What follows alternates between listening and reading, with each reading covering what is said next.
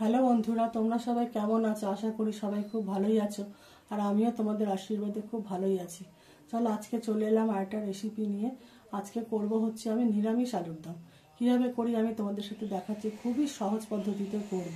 চলো, আমি এখানে কড়াই গরম করে তেল গরম করে তার মধ্যে আমি একটা লঙ্কা, একটা তেজপাতা ছিঁড়ে দিয়েছি, আর একটুখানি সাদা জিরে দিয়েছি, আর গোটা গরম মশলা, 4টে এলাচ, 4টে লবঙ্গ, একটা দারচিনি ফোড়নে দিয়েছি। এবার আমি এর মধ্যে একটু হলুদ দেবো, তাহলে এই তেলটা ছিটকাবে না। তারপর আমি মশলা দেব। সব মশলাগুলো আমার ভাজা হয়ে গেছে। এবার আমি এর মধ্যে দেব হচ্ছে, এখানে আছে হচ্ছে আদা বাটা, লঙ্কার গুঁড়ো, জিরের গুঁড়ো, ধনের গুঁড়ো, আর হলুদ গুঁড়ো, লবণ, আর একটু চিনি দিয়েছি। দিয়ে এই মশলাটা আমি এর মধ্যে তেলে দিয়ে কষিয়ে নেব। মশলাটা আমার কষানো হয়ে গেছে। এবার আমি দেবো এর মধ্যে একটা টমেটো বাটা। টমেটো বাটাটা দিয়ে ততক্ষণই আমি কষাবো যতক্ষণ না এর কাঁচা গন্ধটা যাচ্ছে। দেখো, টমেটোটা দিয়ে আমার ভালো করে কষানো হয়ে গেছে। এবার এখানে আছে কয়েকটা কাজু আর চারমগজ বাটা, এটা আমি দিয়ে দেবো, দিয়ে একটু কষিয়ে নেব।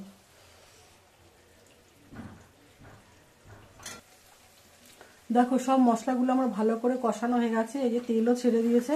এবার আমি আলুগুলো এরকম টুকরো টুকরো বড় বড় টুকরো করে কেটে আমি লবণ দিয়ে প্রেসারে 2টো সিটি দিয়ে নিয়েছিলাম। এবার এই আলুটা আমি এর মধ্যে দিয়ে একটু কষিয়ে নেব।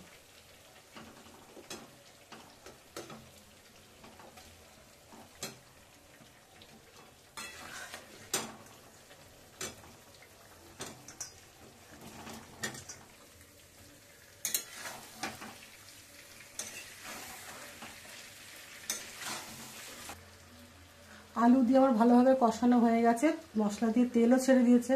এবার দিয়ে দিব জল। জল আমি অল্পই দেবো, কারণ আলুটা যেহেতু আগে থেকে সেদ্ধ আছে, অল্প করে জল দিয়ে দেবো।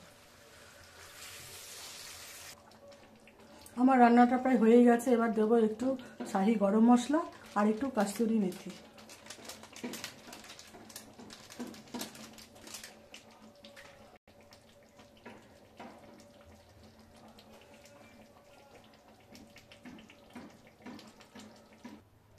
আমার রান্নাটা কমপ্লিট। আর একটা কথা, তোমরা ফোড়নে একটু হিং দিতে পারো, যেহেতু আমার ছেলের হিং খাওয়া বারণ, তাই আমি দিইনি, কারণ ওর বারণ, তার ও এটা খেতে ভীষণ ভালোবাসে। যাই হোক, এবার আমার রান্নাটা কেমন লাগলো তোমরা একটু লাইক, কমেন্ট, শেয়ার করে জানিও প্লিজ।